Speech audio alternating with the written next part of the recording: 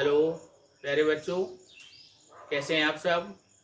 मैं Sunil Gupta GRV inter college Rath से आप लोगों की केमिस्ट्री की ऑनलाइन क्लास को लेकर उपस्थित हूँ। बच्चों, एक बात और आप लोगों से कहनी है कि आप सभी लोग अपने मोबाइल में आरोग्य सेतु ऐप, आयुष कवच ऐप और चिकित्सा सेतु ऐप को अवश्य ही डाउनलोड करेंगे और इन ऐप को समय समय पर अपडेट करते रहेंगे। अपडेट करने से क्या होगा कि हमें कोरोना से संबंधित लेटेस्ट जानकारी प्राप्त होती रहेगी, जिससे बचाव भी होगा हमारा, हमारे परिवार का और हमारे दोस्तों का, जिनको हम जानते हैं उन सभी को हम इन सब की जानकारी देंगे ताकि सभी लोग अपने घरों में रहते हुए सुरक्षित रहें। तो बच्चों, कक्षा 10 में आप लोगों का जो पाठ्यक्रम है उसको हम सबसे पहले जानते हैं। ठीक है बच्चों, तो देखिए आप लोग अपने पाठ्यक्रम। हाँ तो बच्चों, ये देखिए आप लोगों का पाठ्यक्रम है जिसको हमें क्रम से पढ़ना है। तो देखिए अध्याय 1, इस अध्याय 1 का नाम है रासायनिक अभिक्रियाएं एवं समीकरण। अब रासायनिक अभिक्रिया क्या होती है? बरसात के दिनों में देखा होगा आप लोगों ने, लोहे की वस्तु को यदि हम खुले वातावरण में रख दें तो उस पर लाल बादामी रंग की परत चढ़ जाती है। क्या हुआ ऐसा जिसकी वजह से उस पर ये परत चढ़ी? तो जो चीज वहां पर हुई उसको हम कहेंगे रासायनिक अभिक्रिया। ठीक, अब जब रासायनिक अभिक्रिया संपन्न होती है तो कुछ पदार्थ नए रूपों में परिवर्तित होते हैं। तो उनको व्यक्त करने के लिए हम जिस टूल्स का, जिस उपकरण का प्रयोग करेंगे उसको हम कहेंगे समीकरण। ठीक है बच्चों, तो आपने ये समझा अभी अभिक्रिया क्या है और समीकरण क्या है। इस चैप्टर में आप इन सब का डिटेल में अध्ययन करेंगे और समीकरणों को लिखना सीखेंगे भी। आप ये जान लेंगे कि किसी भी अभिक्रिया को और उसके समीकरण को कैसे लिखा जाता है, कैसे संतुलित किया जाता है, और ये काफी आसान है, इससे बिल्कुल भी घबराने की जरूरत नहीं है बच्चों। ठीक है, इसके बाद हमारा आता है नेक्स्ट चैप्टर, अम्ल, क्षारक एवं लवण। अब अम्ल जो खाने में खट्टे होते हैं, ऐसे पदार्थ जिनको हम लोग बचपन से खाते चले आ रहे हैं, उनका अध्ययन। क्षार स्वाद में कड़वे होते हैं और इन दोनों से मिलकर बनते हैं जो पदार्थ, वो कहलाते हैं लवण। तो इन सब का अध्ययन हम करेंगे चैप्टर नंबर 2 में, अम्ल, क्षारक एवं लवण। इसके बाद देखिए चैप्टर 3, धातु एवं अधातु। जैसे कि इनका नाम है, धातु के आगे आ लगा देंगे तो बन जाएगा अधातु। तो धातु क्या होते हैं? जो इलेक्ट्रॉन त्याग कर धनायन बनाते हैं, और इसका उल्टा इलेक्ट्रॉन जो ग्रहण करेंगे तो वो बनाएंगे ऋणायन, तो वो कहलाएंगे हमारे अधातु। इसके अतिरिक्त जो प्रारंभिक जानकारी आप लोगों को पहले से है, तो धातुओं के बारे में आप इतना जानते हैं कि इनमें एक विशेष चमक होती है, ये विद्युत और ऊष्मा के अच्छे चालक होते हैं। ये सब जानकारी आपको है। ठीक, तो इसके डिटेल में अध्ययन हम इस चैप्टर में करेंगे। इसके बाद हमारा नेक्स्ट चैप्टर है कार्बन और उसके यौगिक। देखिए बच्चों, हमारे चारों ओर जो भी हम देखते हैं उनमें बहुत सारी चीजें ऐसी होती हैं जो कि कार्बन या उसके यौगिक से मिलकर बनी होती हैं।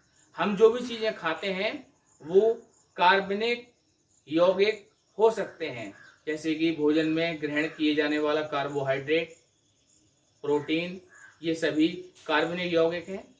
विटामिन, वो भी कार्बनिक यौगिक होता है। तो इस तरह से काफी महत्वपूर्ण यौगिक हैं, कार्बन के अंतर्गत आते हैं, जिसमें कार्बन भाग लेता है। तो इन सब का अध्ययन हम करेंगे कार्बन और उसके यौगिक के अंतर्गत। ठीक है बच्चों, तो इसके बाद अंतिम चैप्टर बचता है हमारा तत्वों का आवर्त वर्गीकरण।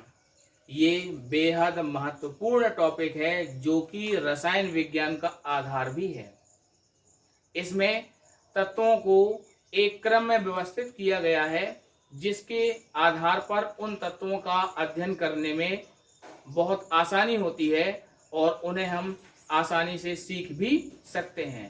तो बच्चों, आप ये बात समझ लीजिए कि चैप्टर नंबर 5 तत्वों का आवर्त वर्गीकरण, ये आपके रसायन विज्ञान के अध्ययन के दृष्टिकोण से कक्षा 10 से लेकर इंटरमीडिएट, और यदि आप साइंस लेकर आगे पढ़ाई करते हैं, बीएससी और एमएससी करते हैं, तो उन सब क्लासों में इस कक्षा 10 में पढ़ने वाले इस चैप्टर का अध्ययन करना होगा, इसकी जानकारी का उपयोग करना होगा। तो बच्चों, ये अभी आपने पाठ्यक्रम समझ लिया। इस समय कोरोना का प्रकोप चारों ओर है, जिसकी वजह से आप लोग अपने घरों में रहते हुए पढ़ाई को जारी रखने के लिए इन ऑनलाइन क्लासेस को देखेंगे, और जितने भी वीडियो आपको लेक्चर के द्वारा प्रोवाइड कराए जाएं, उन सभी को आप अपनी कॉपी में नोट भी करेंगे। तो सबसे पहले कक्षा 10 में आपके ये शुरुआत के 5 चैप्टर रसायन विज्ञान के हैं, तो रसायन विज्ञान की आप कॉपी बनाएंगे और उस कॉपी में इन सभी चैप्टर्स को अपने पहले वाले पेज में लिख लेंगे। ठीक है बच्चों, आपने इनको समझ लिया। इनकी अंग्रेजी भी यहाँ पर लिखी हुई है। मैं सबको एक बार फिर से अंग्रेजी के रूप में एक्सप्लेन कर देता हूँ। रासायनिक अभिक्रियाएं एवं समीकरण, इसकी अंग्रेजी बनेगी chemical reaction and equation. Chemical किसके लिए है? रासायनिक के लिए, अभिक्रियाएं के लिए रिएक्शन, और समीकरण के लिए इक्वेशन। एवं के लिए, तो एवं के लिए एंड लिखा हुआ है मैंने यहाँ पर, और समीकरण की अंग्रेजी हो जाएगी इक्वेशन, EQUATION। तो अभिक्रिया के लिए रिएक्शन, REACTION, और समीकरण के लिए इक्वेशन। आप लोगों को ये ठीक ढंग से समझ लेना है। रिएक्शन का मतलब अभिक्रिया और इक्वेशन का मतलब समीकरण। इक्वेशन का मतलब समीकरण। ठीक है बच्चों। अम्ल, क्षारक एवं लवण, तो अम्ल को अंग्रेजी में हम क्या कहेंगे? Acid, ACID। क्षारक को क्या कहते हैं? Base, BASE। लवण को साल्ट, SALT, साल्ट। इसके बाद नेक्स्ट चैप्टर धातु और अधातु। तो धातु के लिए मेटल लिखते हैं अंग्रेजी में, METAL, और आ लगाया है तो आ को अंग्रेजी में कहते हैं नॉन, NON। तो अधातु की अंग्रेजी क्या हो जाएगी? मेटल में हम जोड़ देंगे नॉन, तो हो जाएगा नॉन मेटल। इसके बाद नेक्स्ट चैप्टर है आपको कार्बन एवं उसके यौगिक। तो कार्बन की अंग्रेजी CARBON, और उसके के लिए क्योंकि निर्जीव है तो इट्स आएगा, और यौगिक की अंग्रेजी होती है कंपाउंड, COMPOUNDS, कंपाउंड। S लगा देंगे तो बहुवचन हो जाएगा। अंग्रेजी में इतना तो पढ़ाई होगा आप लोगों ने।